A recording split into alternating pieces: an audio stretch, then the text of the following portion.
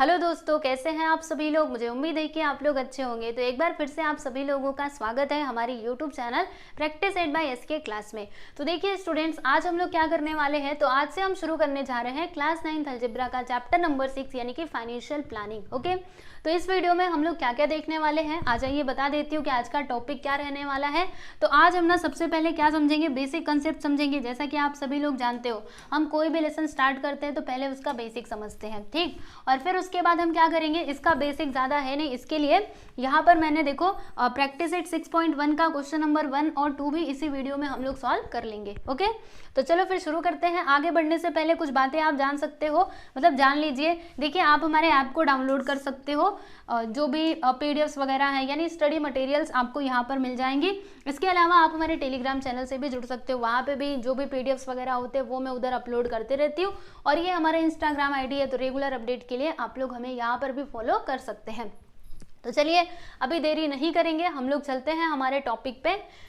तो देखो यहाँ पर ना सबसे पहले मैं किसकी बात करूंगी, यानी पहले तो हम लोग ये फाइनेंशियल प्लानिंग होता क्या है। जैसे आपका चैप्टर का नाम ही क्या है, फाइनेंशियल प्लानिंग।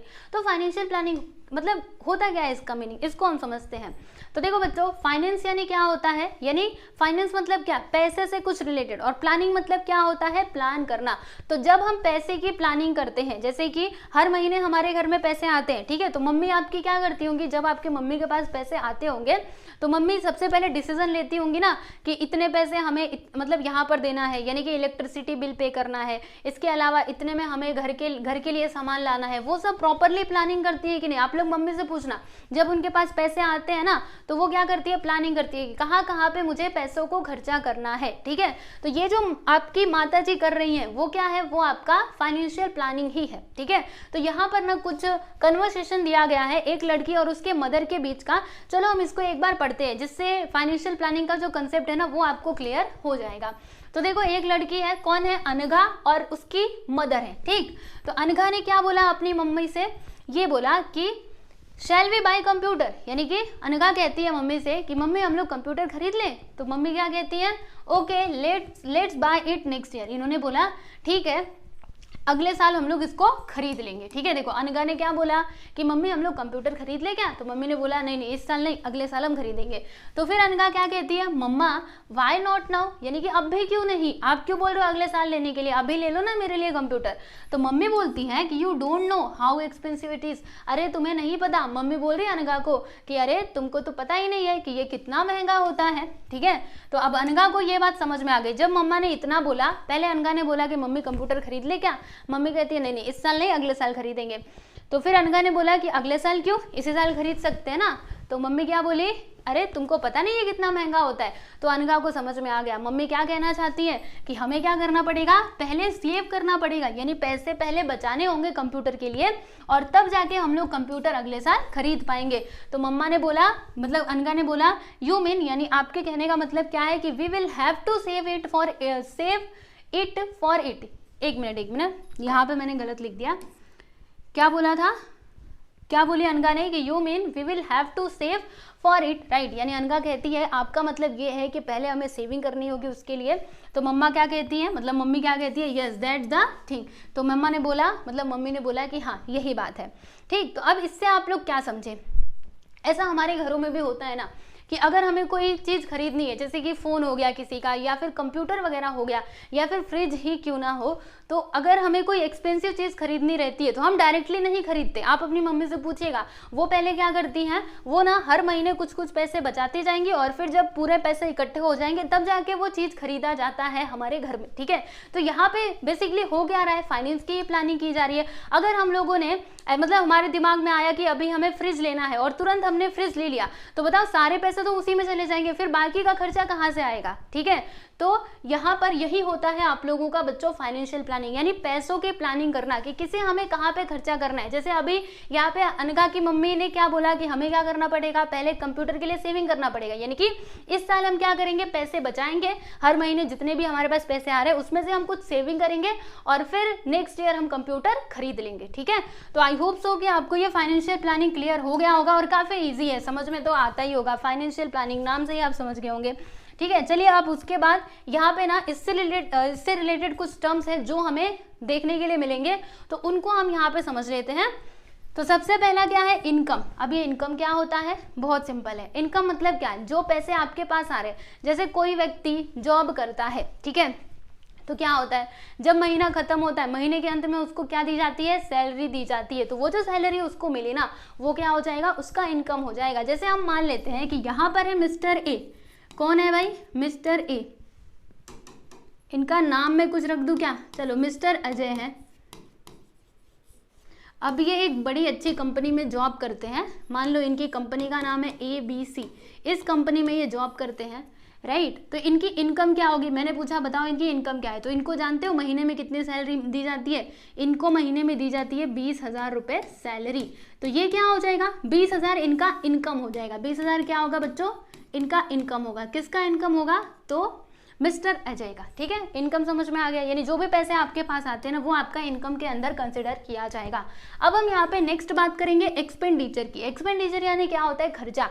जैसे देखो मिस्टर अजय के पास कितना पैसा आ रहा है, यानी इनकी इनकम कितनी है, 20,000, राइट। अब इसमें से इन्होंने जानते हो क्या किया, इन्होंने ना 5,000 रुपये इलेक्ट्रिसिटी बिल पे कर दिया। क्या किया, 5,000 रुपये इलेक्ट्रिसिटी बिल पे कर दिया।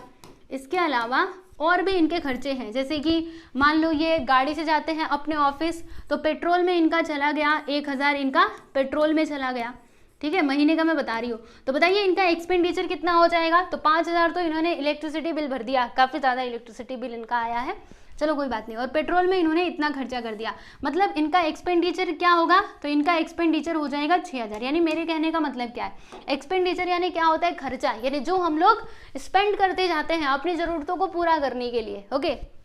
तो वो होता है हमारा एक्सपेंडिचर। ये जो आपको दिखाई दे रहा है ना, ये क्या है प्यारे बच्चों, ये है एक्सपेंडिचर, ठीक है। अब ये सेविंग्स क्या होती है, तो सेविंग्स हम समझ लेते हैं। देखिए जैसे ये जो मिस्टर अजय हैं, इन्होंने इलेक्ट्रिसिटी बिल इतना भर दिया और पेट्रोल में इतना खर्चा कर दिया, बाकी इनके पास और कोई खर्चा नहीं है, खाने पीने का सामान पहले से ही था, तो उन्होंने उसमें खर्चा नहीं किया, ठीक है। तो फिर देखो कितना पैसा अभी इनके पास बचा है, तो 20,000 में से 6,000 को माइनस कर दोगे तो 14,000 इनके पास ऐसे ही सेफ पूरा बच गया।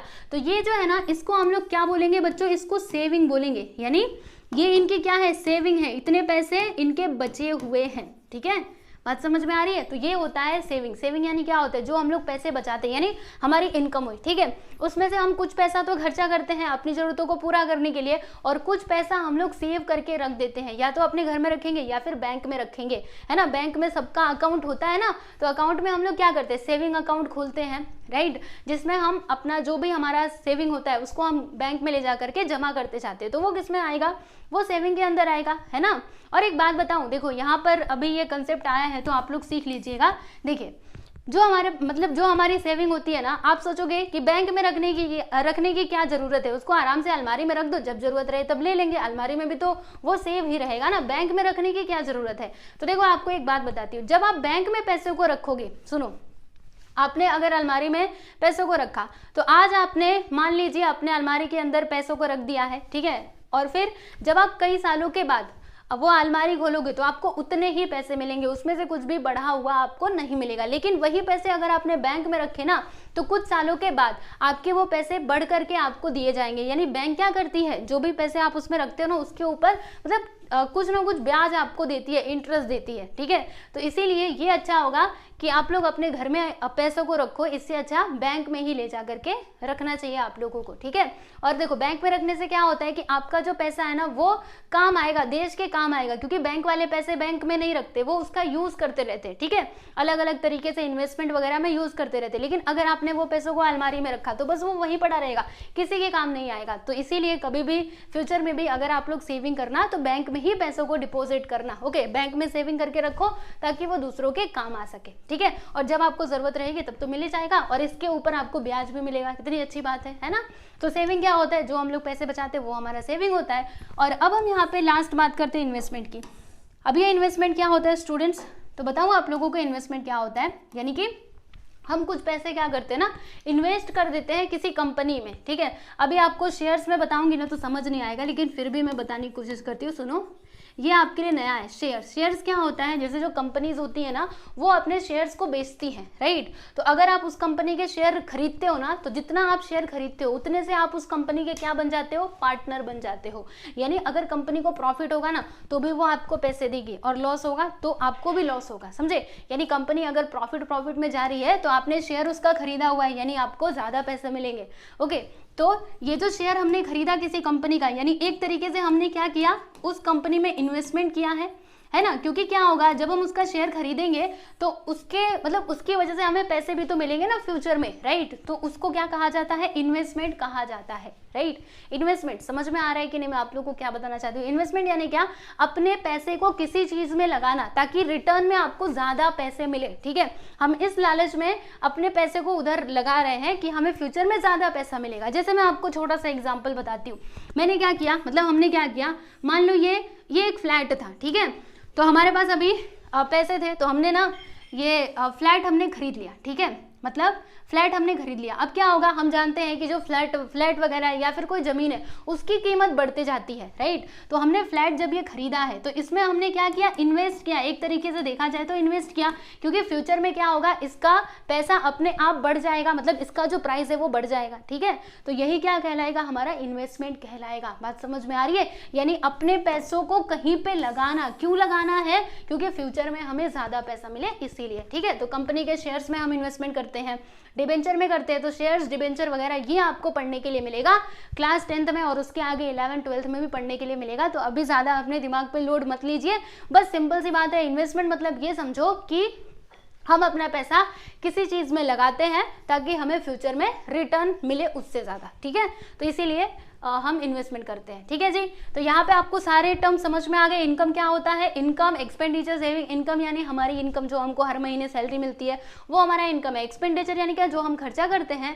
और सेविंग्स यानी जो हम पैसा बचाते हैं। इन्वेस्टमेंट यानी क्या, हम किसी कंपनी के शेयर्स वगैरह में इन्वेस्ट कर रहे हैं, वो इन्वेस्टमेंट हो जाता है, ठीक है। तो देखो यहाँ से ना आप लोगों को समझ में आया होगा, यहाँ से आपको कुछ भी नहीं समझा होगा। इधर समझो, देखो इनकम का फॉर्मूला क्या बनेगा। जो हमारा इनकम होता है उसी में से हम खर्चा भी करते हैं और उसी में से बचाते भी हैं, उसी में से हम सेविंग भी करते हैं। यानी इनकम का सिंपल सा फॉर्मूला ये बन सकता है प्यारे बच्चों, क्या बनेगा, expenditure plus savings. Expenditure plus savings, बहुत इंपॉर्टेंट चीज बता रही हूँ, इसका हम यूज करेंगे प्रैक्टिस सेट के अंदर।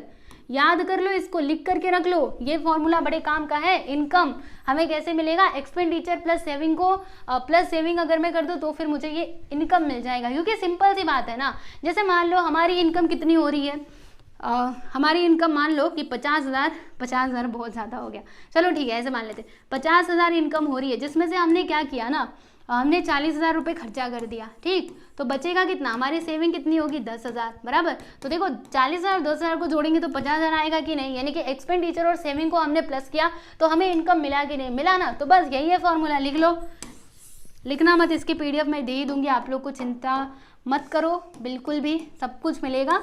बस आप लोग का काम है पढ़ना, सब कुछ आपको मैं दे रही हूँ, ठीक है। बस आपको पढ़ना है मेहनत से, PDF भी मिल जाएगा, उसकी बिल्कुल भी चिंता मत करना, ओके।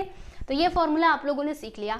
चलो अब हम यहाँ पे नेक्स्ट फॉर्मूले की बात करेंगे, कंपाउंड इंटरेस्ट। इंटरेस्ट का नाम सुना है, हाँ पढ़ा ही होगा, 7th में भी हम लोगों ने इंटरेस्ट के बारे में पढ़ा था, एज वेल एज हमने क्लास 8th में भी पढ़ा था, राइट। तो देखो हमने 2 टाइप के इंटरेस्ट अभी तक पढ़े हुए हैं, एक तो होता है सिंपल इंटरेस्ट, दूसरा होता है कंपाउंड इंटरेस्ट। सिंपल इंटरेस्ट तो हम लोगों ने 7th और 8th में पढ़ा हुआ था। सिंपल इंटरेस्ट का फॉर्मूला क्या होता है, P × N × R/100, राइट। तो हमें यहाँ पे सिंपल इंटरेस्ट नहीं पढ़ना है, हमें यहाँ पे कंपाउंड इंटरेस्ट पढ़ना है। अब कंपाउंड इंटरेस्ट का फॉर्मूला क्या होता था स्टूडेंट्स, अच्छा पहले ये समझो कि कंपाउंड इंटरेस्ट क्या होता है। देखो सिंपल में क्या होता है, सिंपल सा इंटरेस्ट, यानी कि हर साल वो इंटरेस्ट क्या रहेगा, सेम ही रहेगा, इंटरेस्ट का अमाउंट चेंज नहीं होने वाला है। लेकिन अगर मैं कंपाउंड इंटरेस्ट की बात करूँ तो ये क्या होता है, मतलब हर साल नहीं, ये बढ़ते जाता है कंपाउंड इंटरेस्ट, ठीक है। क्लास 8th में मैंने बहुत अच्छे से ये एक्सप्लेन किया था, अगर आप लोगों को वो वीडियो देखना है तो आप जाकर के एक बार देख लेना, वरना कोई जरूरत नहीं है। बस ये फॉर्मूला यहाँ पे इंपॉर्टेंट है। बाकी कंपाउंड इंटरेस्ट आप ये समझो कि हर साल वो बढ़ते जाता है, सिंपल इंटरेस्ट हर साल नहीं बढ़ता है, ठीक है। तो कंपाउंड इंटरेस्ट का फॉर्मूला क्या होता है, देखो I which is equal to A minus P। A for क्या होता है, अमाउंट, और P फॉर क्या होता है, principal amount, okay. P for principal यानी कि मूलधन, अगर हिंदी में इसको बोला जाए तो क्या होता है, मूलधन। मतलब जो स्टार्टिंग में पैसा रहेगा ना, हम लिए रहेंगे या फिर दिए रहेंगे, तो वो हमारा प्रिंसिपल होता है। ठीक है, तो देखिए जो अमाउंट है इसका फॉर्मूला क्या होता था, अगर आप लोग को कुछ कुछ याद है तो अच्छी बात है, नहीं याद है तो देखो इधर, ये होता है ए का फॉर्मूला अमाउंट का, पी फिर ब्रैकेट के अंदर 1 + r/100 raise to n। R for क्या होता है, रेट ऑफ इंटरेस्ट, और एन फॉर क्या होता है, नंबर ऑफ ईयर्स, यानी अगर हम लोगों ने कहीं से पैसा बोरो किया है तो वो कितने साल के लिए लिया है, तो वो हमारा नंबर ऑफ ईयर्स हो जाएगा, और कितने रेट ऑफ इंटरेस्ट पे लिया है वो हमारा आर हो जाएगा। ठीक है, तो ये ए का फॉर्मूला होता है। बाकी इधर पी था, मैंने लिख दिया। अब देखो यहाँ से हमने पी को बाहर निकाल लिया, पी को मैंने कॉमन ले लिया, तो फिर ब्रैकेट के अंदर क्या बचेगा, पी यहाँ से जा चुका है तो यहाँ पर 1 + r/100 रेज टू n इधर आएगा, और फिर यहाँ पर देखो क्या था, ओनली पी था, पी तो बाहर गया तो बचता है क्या, 1 बचता है, राइट। तो इसीलिए मैंने यहाँ पर 1 लिखा है। तो ये जो फॉर्मूला है यहाँ पर लिखा हुआ है ना स्टूडेंट्स, यही आप लोगों को याद करना है, ऊपर वाले से आपको मतलब नहीं है, बस मैंने आपको वो समझाने के लिए इतना सारा बताया,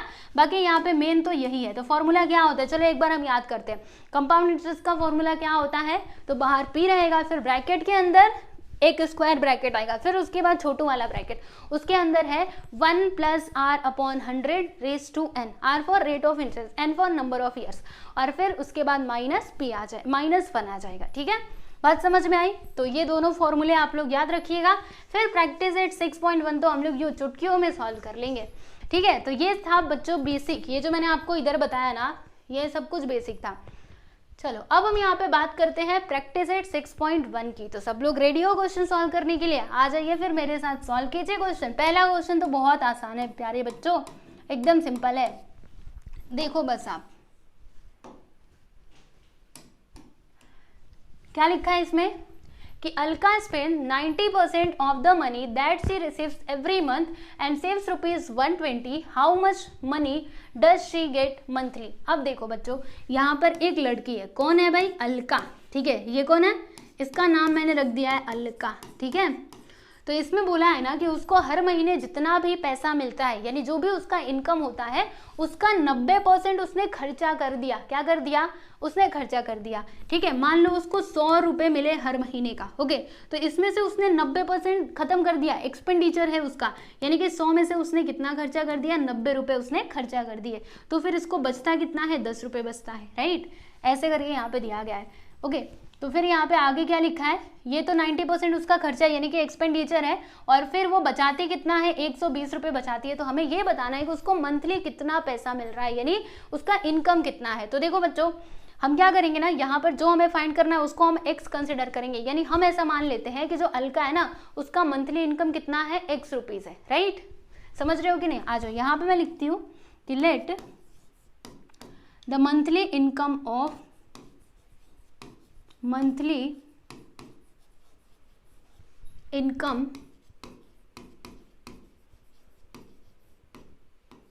इनकम ऑफ कौन है, अलका, बी ₹x। ठीक, हमने ऐसा कंसिडर कर लिया। अब उसके बाद यहाँ पे क्या दिया गया था कि Alka spend 90% of the money that she receives every month, right. तो यहाँ पर देखो हर एक्सपेंडिचर, यानी अलका का एक्सपेंडिचर कितना हो जाएगा,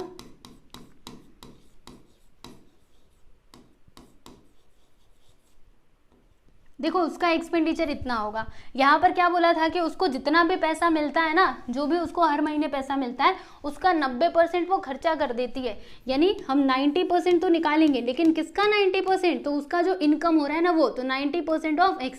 इनकम कितना हो रहा है हर महीने का, x रुपीज़ हो रहा है ना, तो इसी का हम लोग 90% निकालेंगे। तो बताओ कितना आएगा, यहाँ पे लिखेंगे 90, देखो परसेंट का मतलब क्या होता है, अपॉन में 100, तो 90/100 इंटू x, फिर 0 से 0 कट जाएगा, है ना, मतलब यहाँ पर क्या बचेगा, तो 9/10 और इधर आ गया x। तो ये है बच्चों उसका एक्सपेंडिचर। किसका एक्सपेंडिचर है, अलका का एक्सपेंडिचर है। ठीक, इतनी बातें समझ में आई। फिर वो सेव कितना करती है, 120 रुपये, यानी कि हर सेविंग, हर मतलब किसकी बात कर रही हूँ मैं, अलका की बात कर रही हूँ। ठीक है, हर बार नाम लिखना जरूरी नहीं है, हर सेविंग्स, उसका सेविंग कितना है, तो 120 रुपये, राइट। तो देखो अब हमारे पास क्या क्या है, ध्यान से सुना, हमारे पास इनकम है अलका का x रुपीज़, उसका एक्सपेंडिचर भी है 9/10x, और उसका सेविंग भी है 120 रुपये। अब हमारे पास फॉर्मूला था income which is equal to expenditure plus saving, उसी फॉर्मूले का हम यूज करके क्या फाइंड कर लेंगे, उसका जो इनकम है वो हम निकाल लेंगे। समझे कि नहीं। तो यहाँ पर हम क्या लिखते हैं बच्चों, देखो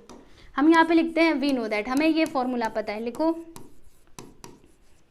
वी नो दैट, क्या जानते हैं हम लोग कि income which is equal to क्या होता है, एक्सपेंडिचर प्लस सेविंग्स, है ना, सेविंग। तो इनकम बताओ, हर महीने उसका इनकम कितना है, x रुपीज़ है, एक्सपेंडिचर कितना है 9/10x, और उसका सेविंग कितना 120।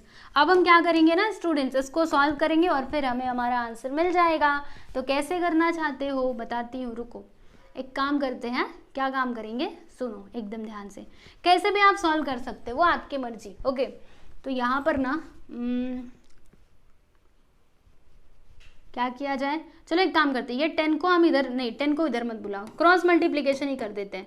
देखो इधर है 9x, ठीक है, अब 10 का मल्टीप्लाई 120 में करोगे तो कितना होगा, 10 का मल्टीप्लाई अगर 120 में करेंगे तो 120 इंटू 10, नीचे क्या है 10 है ना, 10 ही बचेगा। देखो इसके नीचे कुछ नहीं मतलब 1, तो 1 का मल्टीप्लाई 9x में किया तो वही आया, 10 इंटू 120 करेंगे तो 10 इंटू 120 हो जाएगा, अपॉन में हो जाएगा 10, क्योंकि 10 1 से 10 होता है। अब 10 को इस साइड बुला लेंगे, यहाँ पे हो जाएगा 10x, इधर क्या है 9x, और फिर इधर मल्टीप्लाई करेंगे तो 1200 आ जाएगा, बराबर।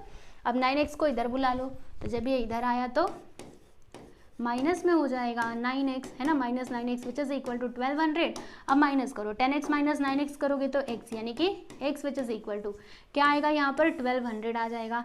और x को हमने क्या माना था, उसका मंथली इनकम माना था, और हमें यही तो बताना था, फाइंड हर, यही बोला था ना कि उसको मंथली कितना पैसा मिलता है, तो कितना रुपया मिलता है उसको, हर महीने 1200 रुपये मिलते हैं, ठीक है।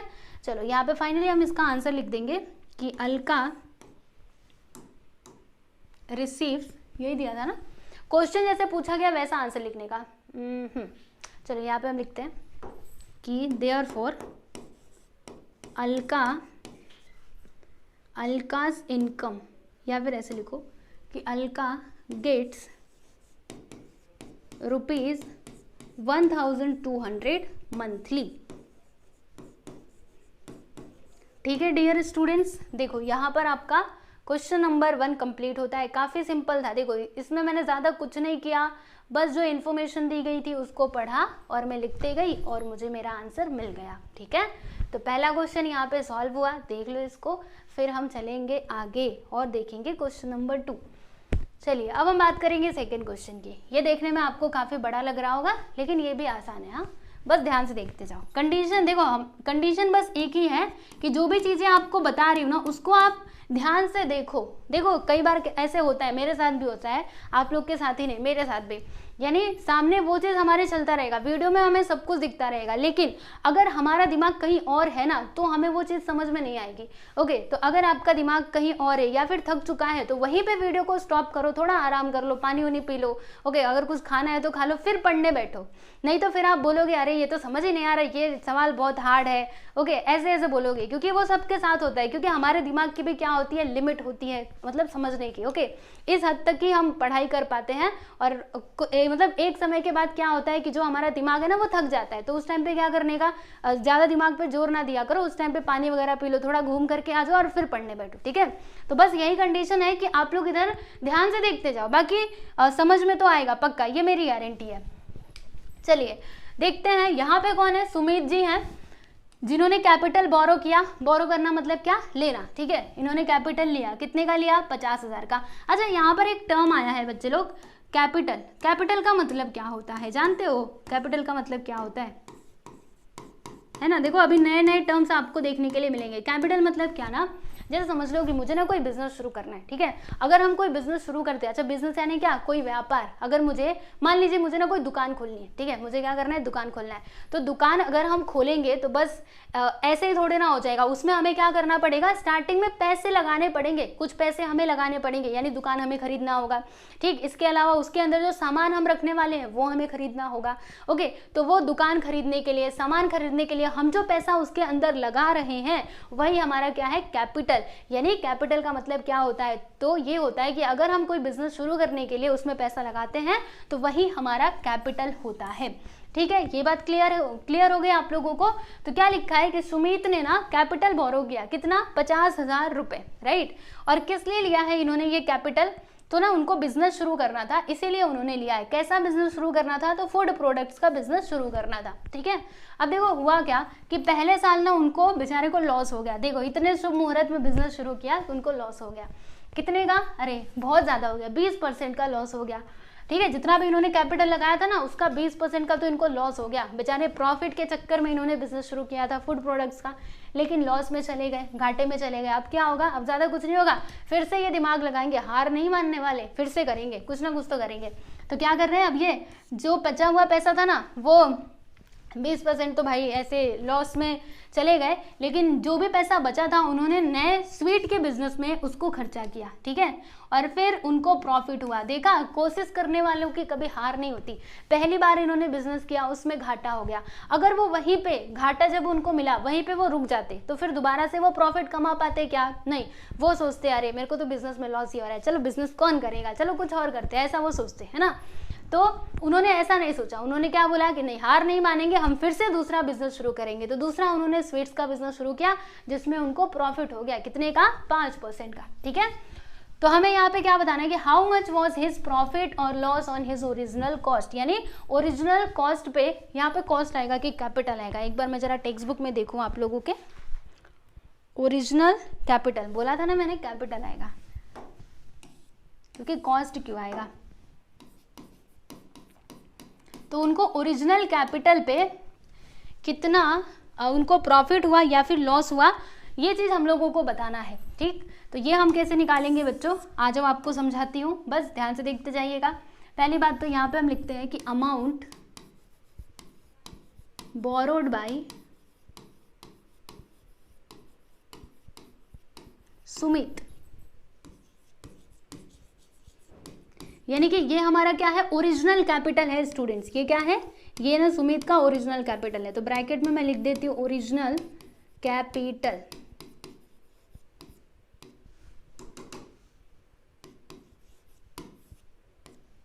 कितना है? 50,000 रुपए इन्होंने इतना बोरो किया था, ठीक। और पहले साल उनको लॉस हो गया। कितने का लॉस हुआ? 20% का। तो यहाँ पर हम लिखते हैं कि first year, in the first year. देखो बच्चों ये क्वेश्चन ना बहुत सिंपल है, पहले मैं आपको एक्सप्लेन ही कर देती हूँ। देखो इन्होंने ना 50,000 से बिजनेस शुरू किया। कौन सा बिजनेस शुरू किया? तो फूड प्रोडक्ट का बिजनेस शुरू किया, खाने वाली चीज़ों का, ठीक है। अब हुआ क्या जानते हो? इसमें ना उनको 20% का लॉस हो गया। तो 20% किसका? 50,000 का। तो फिर इनके पास कितने पैसे बचेंगे? 50,000 का 20% जरा यहाँ पे कैलकुलेट करो तो 50,000 का 20% तो कितना आएगा? 0 0 कैंसिल, 0 0 कैंसिल, यानी कि 5 दूनी कितना होता है? 10,000। ओके, मतलब 10,000 उनका नुकसान में चला गया। तो फिर इनके पास पैसे कितने बचे? तो 50,000 में से 10,000 को माइनस कर दो, बोलो कितना बचेगा इनके पास? तो 40,000, ठीक है। तो अभी इनके पास कितना बचा है? 40,000। समझे कि नहीं? देखो वो 50,000 लेकर के आए थे, उन्होंने फूड प्रोडक्ट के बिजनेस में इतना पैसा लगा दिया, लेकिन बेचारे को लॉस हो गया। कितने का? 10,000 का उनको नुकसान हो गया, ठीक है। तो अब उनके पास पैसे कितने बचे हैं? तो 50 में से 10 को माइनस किया तो 40,000 पैसे बचे हुए हैं। तो जितने पैसे बचे हुए थे ना उनको उन्होंने फिर से क्या किया? दूसरे बिजनेस में लगाया, स्वीट्स वाले बिजनेस में, राइट। और यहाँ पर उनको 5% का प्रॉफिट हो गया, ठीक। तो बताइए अब इनके पास कितने पैसे हो जाएंगे? तो पहले 40,000 था और 5% का प्रॉफिट हो गया, यानी कि इसमें जुड़ जाएगा, राइट। देखो जब लॉस हुआ था तो हमने माइनस किया, लॉस मतलब नुकसान, वो पैसे अब बेकार हो गए, खत्म हो गए। और ये प्रॉफिट यानी क्या? आपका जो कैपिटल था उसमें वो जुड़ जाएंगे। तो कैपिटल इनका कितना था? 40,000। इसके ऊपर उनको 5% का प्रॉफिट हुआ, तो इसका 5% निकाल लो। तो 00 से 00 कैंसिल, 5 4 क्या होता है? तो 5 4 होता है 40, है ना। एक मिनट, 5 4 होता है 20, यानी कि 2,000 का इनको क्या हुआ? प्रॉफिट हुआ, राइट। तो अब इनके पास कैपिटल कितना बचेगा? मतलब कितना कैपिटल हो जाएगा? 2,000 का इनको प्रॉफिट हुआ ना, तो अब इनके पास कैपिटल आएगा कितना? पहले 40,000, 2,000 का प्रॉफिट, यानी कि 42,000 अब इनके पास पैसे बचे हुए हैं। तो हमें क्या बताना है? हमें ये बताना है कि बताओ इनको फायदा हुआ कि नुकसान हुआ ओरिजिनल कॉस्ट के ऊपर, ओरिजिनल कैपिटल के ऊपर। तो पहले ये कितना पैसा लेकर के आए थे? 50,000, और लास्ट में इनके पास कितना पैसा बचा है? 42,000। तो ये ज्यादा पैसा लेकर के आए थे और कम पैसा बचा हुआ है, यानी इनको क्या हुआ? अरे भाई नुकसान हुआ ना। देखो ना यहाँ पे इनके पैसे कम हो गए, पहले 50,000 लेकर के आए थे और लास्ट में उनके पास बच रहा है इतना। ओके, आपको मम्मी दे दे 10 रुपया और बोले जा सामान लेके आ, तो आप 10 रुपया लेकर के गए थे, लेकिन वापस आए तो बस 8 रुपया ही लेकर के आए, तो आपने क्या किया, 2 रुपये खर्चा कर दिया ना। तो बस वही तो है। तो देखो यहाँ पे वैसे ही 50,000 लेकर के आए थे और 42,000 इनके पास बचे हुए हैं, यानी कि 8,000 का ये लॉस में है। कितना लॉस में है, इनको लॉस कितने का हुआ, 8,000 का इनको लॉस हुआ है। ठीक है, तो हमें यही तो बताना था। हमसे क्या पूछा था कि बताओ उनको प्रॉफिट हुआ कि लॉस हुआ, तो कितने का लॉस हुआ, 8,000 का। अब ये लॉस जो है ना वो हमें किस में बताना है, परसेंटेज में बताना है। अमाउंट में पूछा रहता तो बस हम 8,000 बता देते, बात खत्म, लेकिन नहीं, हमें ये परसेंटेज में बताना है। तो परसेंटेज कैसे निकालेंगे, अरे सिंपल है, इसको हम डिवाइड कर देंगे किससे, जो ओरिजिनल कैपिटल था ना उससे। ओरिजिनल कैपिटल क्या था, 50,000, इससे हम डिवाइड करेंगे इंटू 100 कर देंगे, क्योंकि परसेंटेज निकालते टाइम पे हमेशा 100 से मल्टीप्लाई किया जाता है, हम जानते हैं।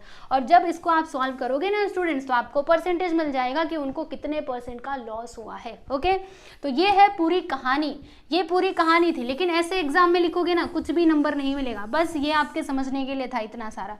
लिखना कैसे है, तो ऐसे लिखना है जैसे मैं बता रही हूँ। तो यहाँ पे हम लिखेंगे कि in first year he suffered a loss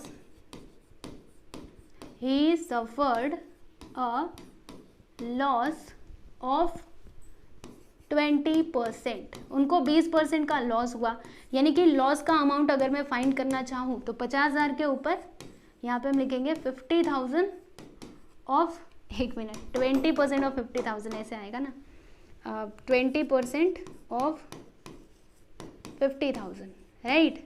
तो 20% का मतलब क्या है, 20/100 इंटू 50,000, 0 0 काटो, ये वाला 0 से ये वाला 0, मल्टीप्लाई कर दो, 5 2 10, यानी कि 10,000 को बेचारे, मतलब 10,000 का उनको लॉस हो गया। ठीक, तो 10,000 का जब नुकसान हो गया तो जो बचे हुए पैसे थे उनको उन्होंने दूसरे बिजनेस में लगाया। तो देखो अगर 10,000 का नुकसान होगा तो उनके पास रिमेनिंग अमाउंट कितना बचेगा, रिमेनिंग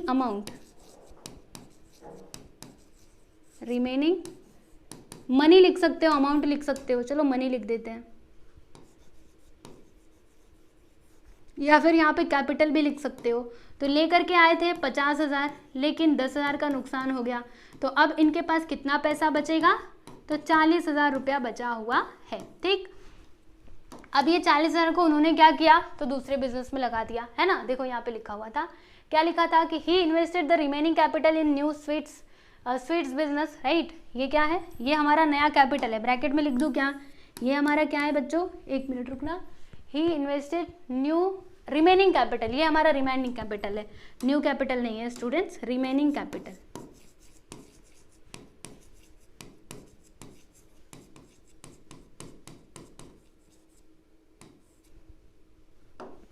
तो यहाँ पे हम वो स्टेटमेंट लिखते हैं कि he invested remaining capital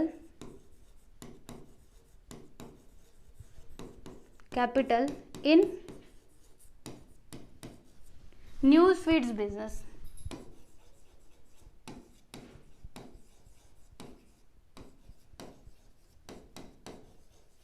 business में उन्होंने ये पैसा लगाया, राइट। कितना लगाया, तो जो रिमेनिंग कैपिटल था कितना, 40,000 रुपये उन्होंने नए बिजनेस में लगाया, right, and made a profit of 5%। तो यहाँ पे हम आगे ये भी लिख देते हैं कि and made a profit of 5%, उनको 5% का प्रॉफिट भी हुआ। तो चलो यहाँ पे प्रॉफिट को कैलकुलेट कर लेते हैं। सो देयरफॉर प्रॉफिट क्या हो जाएगा, देखो हम यहाँ पे 5% निकालेंगे, किसका 5%, तो 40,000 का, है ना, जो रिमेनिंग कैपिटल है उसी पर तो 5% आएगा। चलो अब इसको कैलकुलेट करते हैं। तो 5% का मतलब क्या, 5/100 इंटू 40,000। चलो अब इसको सिंप्लीफाई करते हैं। तो 00 से 00 को काट जो, और 5 4 से क्या होता है 20, यानी कि 2,000 रुपीज़ का इनको क्या हुआ है, प्रॉफिट हुआ है। ठीक, तो अभी नया कैपिटल क्या हो जाएगा, यानी इनके पास बचा हुआ कैपिटल क्या रहेगा, देखो यहाँ पे लिखते हैं कि सो देयरफॉर न्यू कैपिटल क्या होगा, देखो 40,000 इन्होंने बिजनेस पे लगाया, जिसमें से 2,000 का इनको प्रॉफिट हो गया। तो 40,000 में 2,000 जुड़ जाएगा, बोलो कितना आएगा, तो यहाँ पे आ जाएगा ₹42,000। ये हमारा क्या हो गया, नया कैपिटल हो गया। समझ में आ रही है कि नहीं मेरी बातें? यहाँ पर देखो मैंने आपको क्या बताया कि ये ओरिजिनल कैपिटल इनका 50,000 था और लास्ट में नया कैपिटल कितना आया, 42,000 आया। ठीक, तो अब हमें ये बताना है इस आधार पे कि इनको प्रॉफिट हुआ कि लॉस हुआ। ओरिजिनल कॉस्ट पे बताओ कि इनको फायदा हुआ कि नुकसान हुआ। तो 50,000 लेकर के आए थे और फिर बाद में कितना बचा, ओनली 42,000, यानी कि नुकसान हुआ, राइट। तो यहाँ पर हम क्या लिख सकते हैं, यहाँ पर हम ये लिख सकते हैं कि यहाँ पे लिखेंगे कि he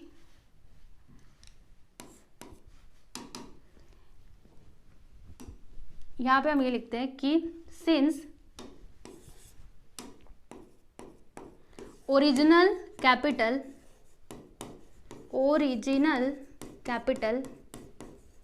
is greater than new capital, है ना।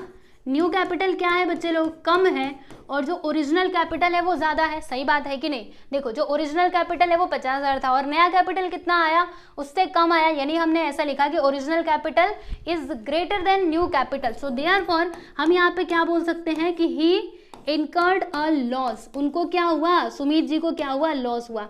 ही incurred a loss.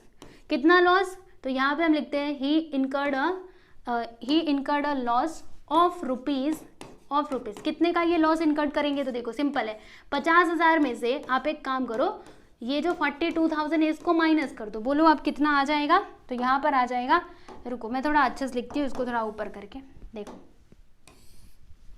He incurred a loss of rupees,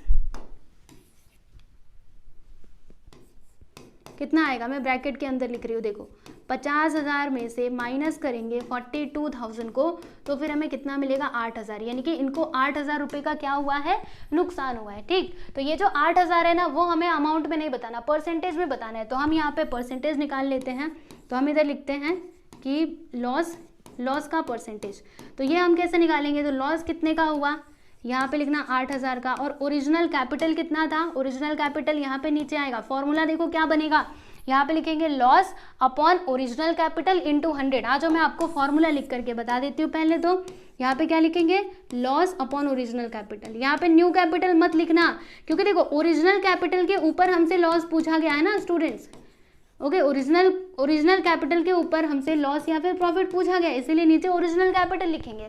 तो बताइए लॉस कितने का हुआ है, 8,000 का, और ओरिजिनल कैपिटल कितना था, 50,000 था, इंटू 100 कर दो और फिर इसको सॉल्व कर दो। डबल जीरो से डबल जीरो गया, ये वाले जीरो से ये जीरो गया, फिर 5 1 5, और यहाँ पे देखो 5 1 5, इसमें से 3 बचेगा, 5 6 क्या होता है, 30 होता है, यानी कि 16% का इनको क्या हुआ है भाई, लॉस हुआ है ओरिजिनल कैपिटल के ऊपर। बात समझ में आ रही है? तो बस यही है फाइनल आंसर। यहाँ पे देखो आंसर क्वेश्चन कैसे पूछा गया था कि how much was his profit और loss on his original capital. तो यहाँ पर हम क्या लिख देंगे कि 16%। तो यहाँ पर लास्ट में देखो हम लोग क्या लिख देंगे, यहाँ पे लिखते हैं कि देयरफॉर सुमित ने लॉस इनकर्ड किया ना, कितने का, 16% का। तो यहाँ पे हम लिख देते हैं कि लॉस ऑन ओरिजिनल कैपिटल के ऊपर लॉस कितना हुआ, 16% का। तो यहाँ पर हम लोग लिख देंगे 16%। बस इतना ही करना था, बात खत्म और कहानी भी खत्म। देख लो सेकंड क्वेश्चन यहाँ पर होता है कंप्लीट। ठीक है, देखो पीडीएफ तो दे ही दूंगी, तो स्क्रीनशॉट लेने के चक्कर में मत पड़ो, क्योंकि जब मैं छोटा कर देती हूँ ना और बड़ा करूँगी तो आपको ऊपर नीचे दिखाई नहीं देगा अच्छे से, और जब छोटा कर दूंगी तो भी नहीं देख पाएंगे, इसीलिए पीडीएफ मिल जाएगी, चिंता मत करो। ओके, देख लो इसको अच्छे से। चलो, तो क्वेश्चन नंबर 2 हमने यहाँ पे सॉल्व किया और क्वेश्चन नंबर 1 किया। काफ़ी इजी थे दोनों क्वेश्चंस, तो बस हमें आज यही करना था। मैंने आपको पहले ही बता दिया था कि क्वेश्चन नंबर 1 और 2 को ही सॉल्व करेंगे। अभी नेक्स्ट वीडियो में जो 6.1 का क्वेश्चन नंबर 3, 4 और 5 है ना, यानी 3 को क्वेश्चंस को हम लोग नेक्स्ट वीडियो में सॉल्व कर लेंगे। ठीक है, तो ये वीडियो आपको कैसा लगा स्टूडेंट्स? अगर सारे क्वेश्चन समझ आ रहे हैं, सारे बेसिक आपको क्लियर हो रहे हैं, तो आप मुझे कमेंट सेक्शन में ज़रूर बताइएगा। ओके, तभी तो मुझे पता चले कि मैं आप लोग को अगर पढ़ा रही हूँ तो आप समझ पा रहे हैं। ठीक है, या फिर अगर हमें और कुछ इम्प्रूवमेंट करना है तो वो भी आप कमेंट सेक्शन में बताइएगा।